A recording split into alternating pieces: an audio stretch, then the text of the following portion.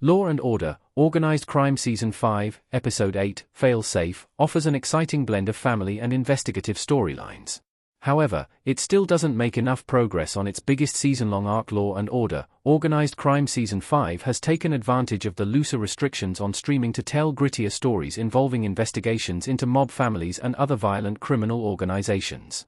After spending the first half of the season on a case involving an old CI stabber rescued from a mob family in Italy, the procedural has moved on to a high-tech case involving AI and terrorism. Fail Safe ends that investigation while also giving Stabler a meaty conflict.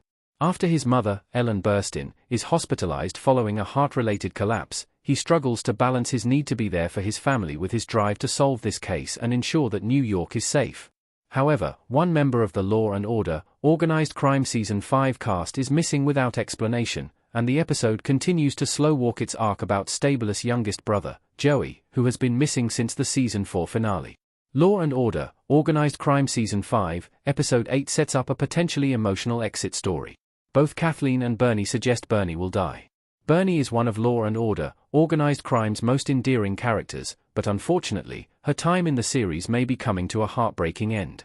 After Randall finds her on the floor, struggling to breathe, she is admitted to the hospital, where there are several well-done, if heavy-handed, references to her potential death. Stabler refuses to hear any discussion of his mother not making it, shutting Kathleen down when she suggests he read a book about dealing with end-of-life issues. This emotional scene is far from the only suggestion that Bernie's days are numbered. When she needs heart ablation surgery, Randall reminds Stabler that their mother is 92 years old, so any surgery is risky, and Bernie herself tells the family at the end that if this had been her time, she would be at peace.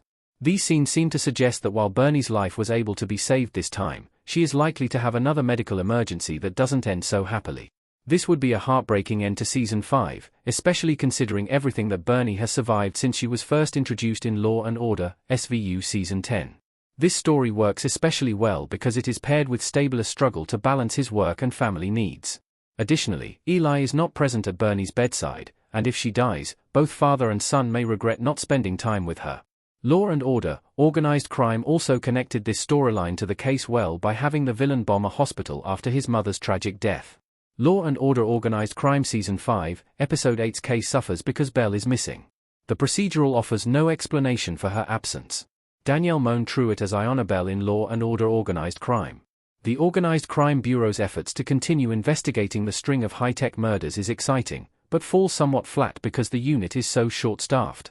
Stabler is the lead detective on the case and works with Vargas, Tate Ellington, and Detective Tanner, the cybercrimes detective who arrested Vargas after discovering his code was used in the first attack. It's bizarre for these two to be working together after their initial adversarial relationship, but the worst aspect of this case is that Bell is not present.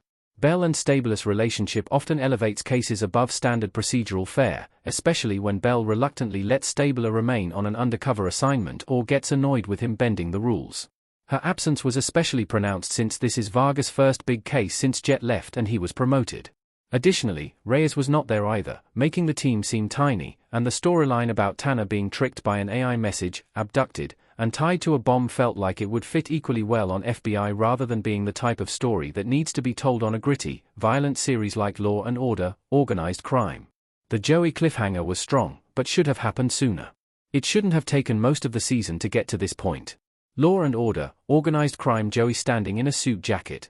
Bernie's ordeal left it ambiguous whether she'd really seen Joey or hallucinated until the end of the episode, which left off with Stabler getting a phone call from Joey, indicating that Joey was in danger and expecting to die soon.